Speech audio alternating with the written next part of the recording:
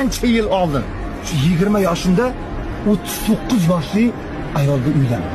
Xotinimni 20 yoshli qizi bor. Qizini yeri yo'q ekan.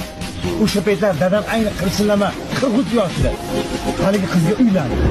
Dadang, natijada dadam xotinimga kuyov bo'lib qoldi.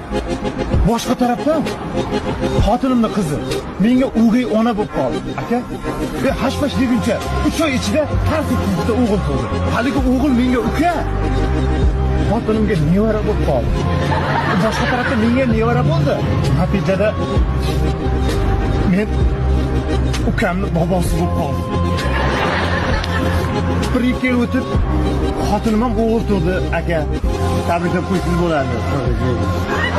Dadamning xotini uchun uka, meni o'g'limga buvi yoki meni o'g'lim buvisiga uka bo'ldi. Aka, yana bir tarafdan xotinimning qizi meni o'g'ay onam o'g'limga opa bo'lib qoldi. Hammadan dahshati, men o'g'limga jiyan bo'lib qoldim.